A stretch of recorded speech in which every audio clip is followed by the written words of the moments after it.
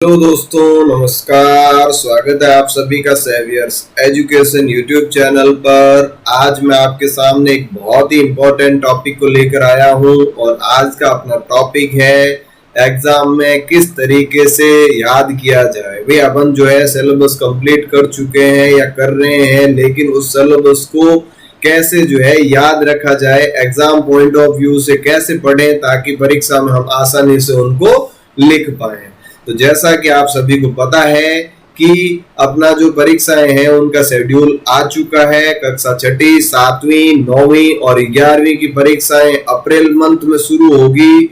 10 अप्रैल के आसपास शुरू होकर जो है 24 अप्रैल तक लगभग खत्म हो जाएगी। 30 अप्रैल को रिजल्ट मिल जाएगा। इसके अलावा जो 8वीं, 10वीं और 12वीं बोर्ड की परीक्षाएं हैं इनका टाइम टेबल आ चुका है। 8वीं का अगले सप्ताह तक आ जाएगा और 10th और 12th का आ चुका है।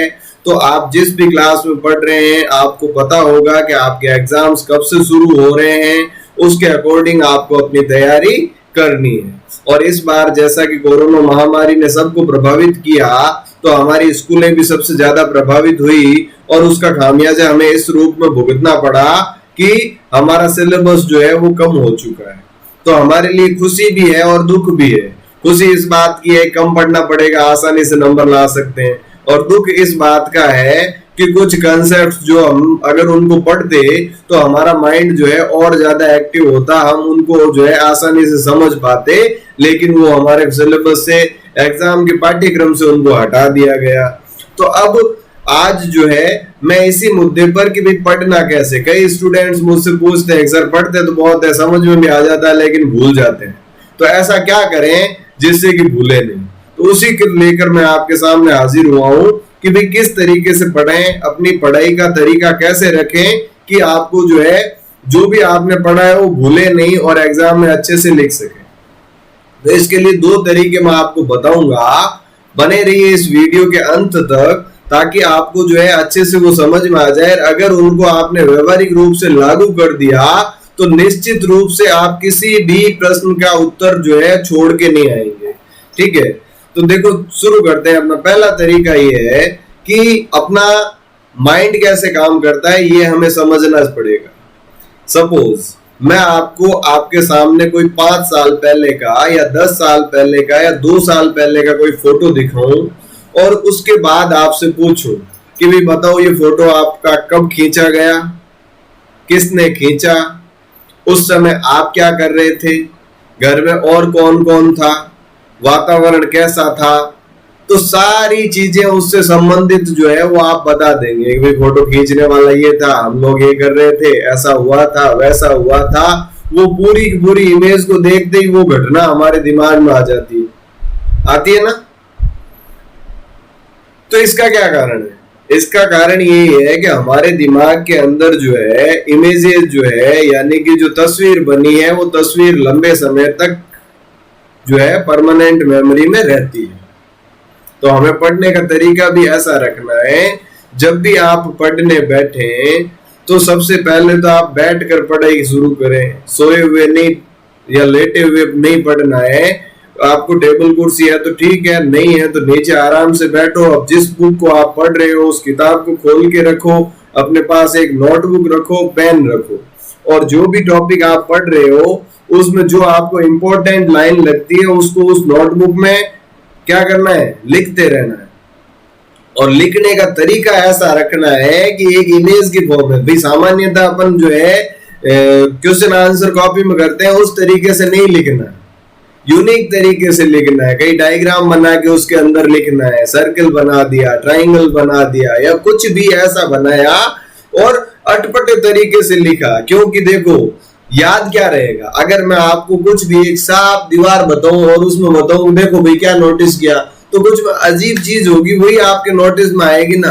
तो वैसे ही अपने माइंड में भी जो है कुछ उटपटांग चीजें अगर आप करेंगे तो वो ज्यादा समय तक याद रहेगी। तो वैसे ही आपको क्या करना है, अपने नोट्स बनाते समय नोट्स को इस तरीके से अपनी यूनिक स्टाइल में लिखना है, अलग तरीके से लिखना है कि उस पेपर की जिसके ऊपर हम लिख रहे हैं वो इमेज हमारे माइंड में सेट हो जाए।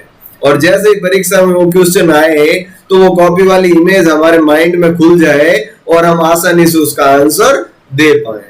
तो ये बहुत ही कारगर तकनीक है, बहुत ही कारगर टेक्निक है। अगर आप इसको व्यवहारिक रूप से लागू करते हैं तो निश्चित रूप से इसका फायदा आपको मिलने वाला है। और अब दूसरा तरीका मैं आपको बताता हूँ। कई बच्चे जो है, जैसे कि मेरा सब्जेक्ट इंग्लिश है, तो कई बच्चे आते हैं सर इंग्लिश में तो याद ही नहीं होता, रट्टे मार लेते हैं लेकिन फिर भूल जाते हैं।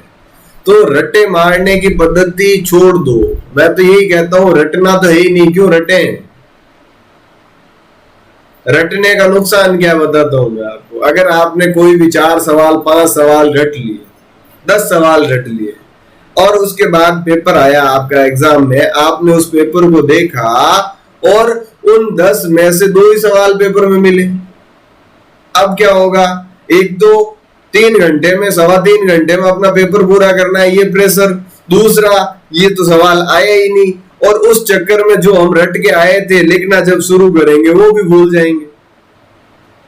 या दूसरी सिचुएशन ये हो सकती है कि जैसे ही आपने लिखना शुरू किया, बीच में एक आध अक्षर पे आके अटक गए। जैसा कि कई बार हमारा जो सांस्कृतिक प्रोग्राम होता है, चाहे वो 26 जनवरी का हो, 15 अगस्त का हो, या वार्षिक उत्सव का हो, वहां पर कई बच्चों को आपने देखा होगा, मंच पे आते हैं, अपना भाषण या स्पीच या कविता जो भी बोलना शुरू करते हैं, और बीच में कुछ शब्द पे जाके अटक जाते हैं।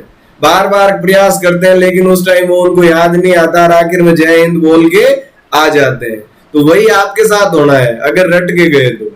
मान लो एक शब्द में अटक गए, फिर क्या करोगे, याद ही नहीं आएगा। एग्जाम से बाहर आके देखो, अरे यार ये तो मेरे को पता था, तो पता था तो अंदर क्यों नहीं याद आया, क्योंकि माइंड में जो है बहुत सारा प्रेशर उस समय होता है। तो अब याद करने का तरीका क्या है भाई, कोई भी क्वेश्चन है उसका आंसर आप क्या करें, लिखें।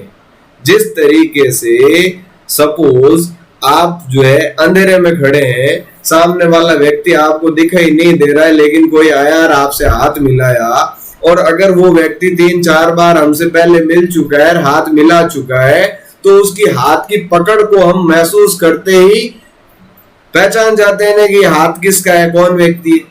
या बचपन में कई बार जो है हम खेलते थे, तो खेलते खेलते कोई व्यक्ति आके पीछे से अपनी आंखें बंद करवा देता था, और उसकी अंगुलियों को, फीलिंग को, अपने चेहरे पर उनकी अंगुलियों को महसूस करके हम बता देते थे अंगुलियां किसकी है। या कई जो है रात को किसी प्रोग्राम में गए और वापस आते समय जूतों के पास अंधेरा है, तो हम जूते पहनने का प्रयास करते हैं। तो जैसे ही किसी और के जूते अपने पैर में आए, हमारे पैरों में हमने देखा नहीं है, लेकिन पैर में आते ही हमने आभास कर लिया है, महसूस हो गया कि जूते किसी और के हैं। होता है ना। इसका मतलब क्या है कि हमारे बॉडी पार्ट्स जो है, शरीर के जो अंग हैं, उनकी भी क्या है, याददाश्त तो होती है। तो आपको करना क्या है, जो भी क्वेश्चन आपको जो लर्न करना है उसको लिखना है, लिखने की प्रैक्टिस करनी है। लिखने की प्रैक्टिस से क्या होगा कि एक आपका जो हाथ है, उस हाथ का संबंध उन शब्दों से हो जाएगा, और एक बार अगर ये हाथ और शब्दों का संबंध स्थापित हो गया, उसके बाद आसानी से आपका हाथ चलेगा। भले ही जो है कई बार देखा होगा कि हम कुछ और कर रहे होते हैं, मोबाइल देख रहे होते हैं, टीवी देख रहे होते हैं, लेकिन होमवर्क कर रहे होते हैं। कारण क्या कि हमारा हाथ और जो शब्द है उनके साथ एक संबंध स्थापित हो चुका है, और वो हाथ अपने आप चल रहा है। तो इस तरीके से अगर आप भी लिखने का अभ्यास करेंगे तो आपका हाथ भी ऑटोमेटिक चलेगा, और रटने या भूलने जैसी जो समस्या है ये खत्म हो जाएगी।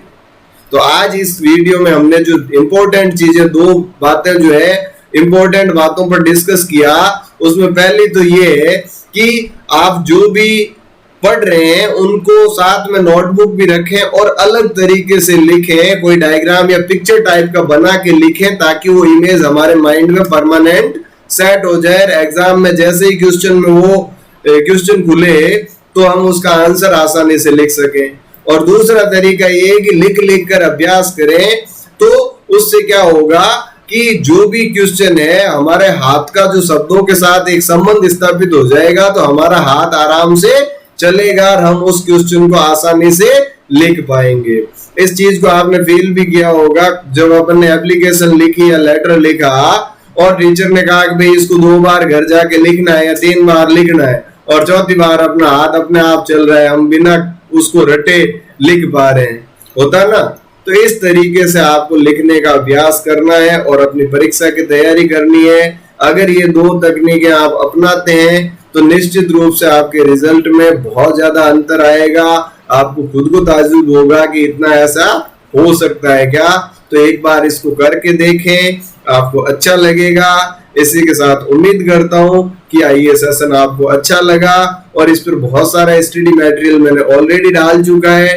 फिर भी कोई आपकी नीड है, कोई ऐसा कंटेंट जिस पर आप चर्चा करना चाहते हैं, तो कमेंट बॉक्स में डाल दीजिएगा। मैं प्रयास करूंगा उस टॉपिक पर वीडियो बनाकर आपसे रूबरू होने का। इसी के साथ best of luck for your exam, keep practising और अपनी तैयारी को जारी रखें और अपने सपने को साकार करें। इसी आशा के साथ थैंक यू। जय हिंद, जय भारत।